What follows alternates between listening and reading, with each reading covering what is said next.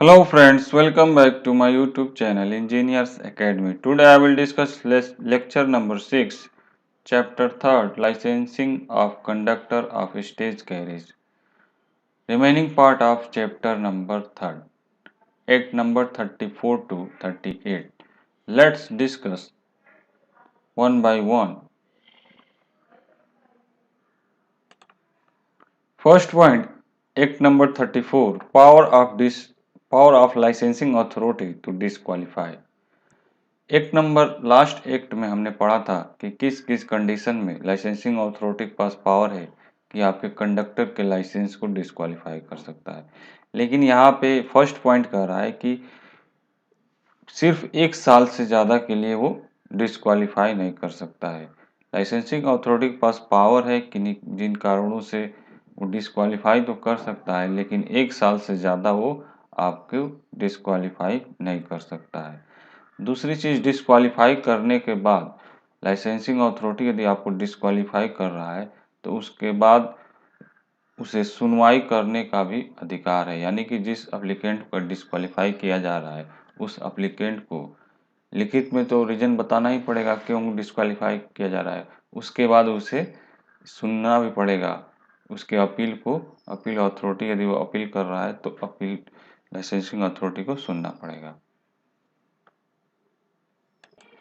Second point कह रहा है कि यदि आपके लाइसेंस को, कंडक्टर के लाइसेंस को निरस्त कर दिया गया है तो एप्लीकेंट तुरंत अपने लाइसेंस को सरेंडर करेगा लाइसेंसिंग अथॉरिटी को। और लाइसेंसिंग अथॉरिटी जब तक उस लाइसेंस को अपने पास रखेगी जब तक कि उस पर लगाए गए प्रतिबंध का टाइम पूरा न हो जाए। थर्ड पॉइंट क्या कह रहा है, धारक को अयोग्य घोषित करने वाले प्राधिकारी है या नहीं। यानी जो अधिकारी उसको अयोग्य घोषित किया है उसको ये सूचित करना पड़ेगा।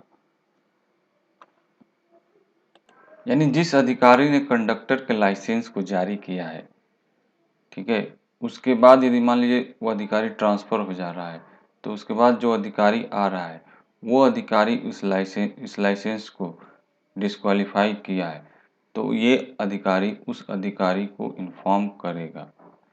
फोर्थ पॉइंट कह रहा है उपधारा 1 के अकॉर्डिंग 30 दिनों के भीतर व्यक्ति को अपील करने का अधिकार है और लाइसेंसिंग अथॉरिटी उसे सुनने के लिए भी बाध्य है।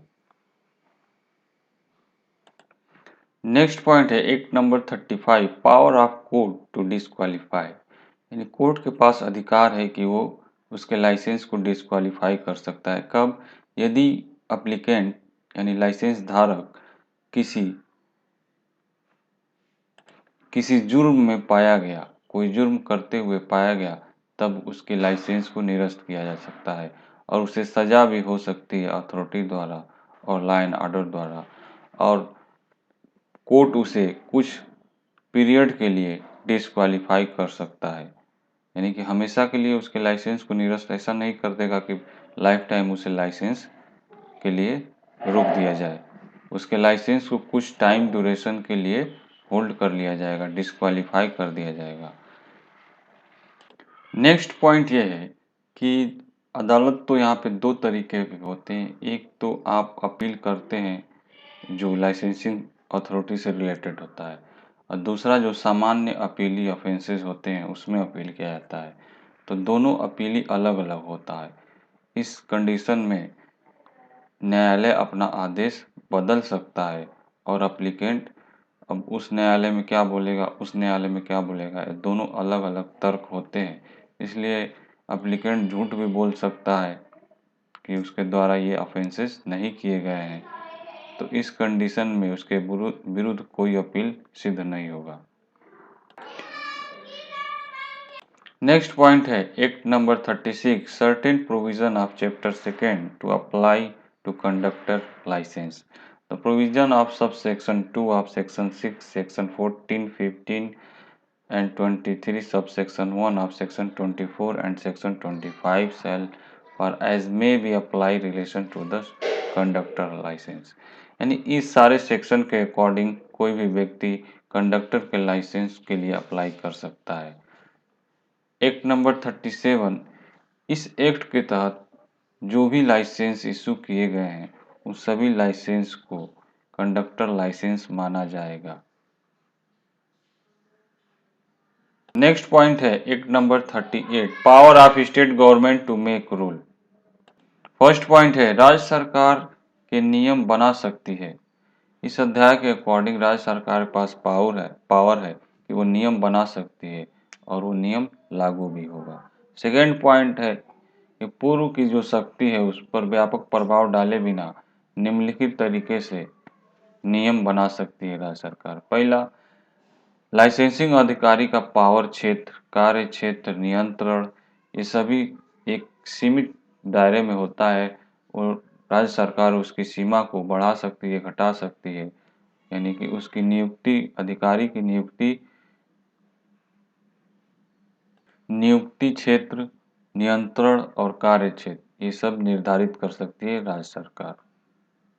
नेक्स्ट पॉइंट ये है वे शर्तें जिनके अधीन कंडक्टर का लाइसेंस दिया जाता है उस शर्तों में छूट दे सकती है या फिर उसको और जटिल कर सकती है। राज्य सरकार के पास पावर है सेक्शन 21 की उपधारा 1 के अकॉर्डिंग, यानी धारा 21 की उपधारा 1 के अकॉर्डिंग वो उन शर्तों में छूट दे सकती है। नेक्स्ट पॉइंट ये है कंडक्टर की जो न्यूनतम शैक्षिक योग्यता है उस योग्यता को भी बदल सकती है। सेकंड पॉइंट ये है कि जो नवीनीकरण करने के यानी रिन्यूअल करने का जो प्रोसेस है उसमें चेंजिंग कर सकती है राज्य सरकारें। नेक्स्ट पॉइंट है वो प्रपत्र जिसमें कंडक्टर लाइसेंस जारी किए जाते हैं, नवीनीकृत किए जा सकते हैं, उसके विवरण को चेंज कर सकती है।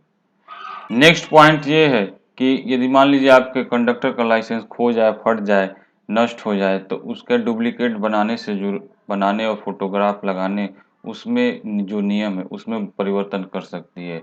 फीस जो भी लगता है कंडक्टर के लाइसेंस बनवाने में उस फीस में चेंजिंग कर सकती है राज्य सरकारें, बशर्ते कि शुल्क जो है 25 रुपए से अधिक नहीं होना चाहिए।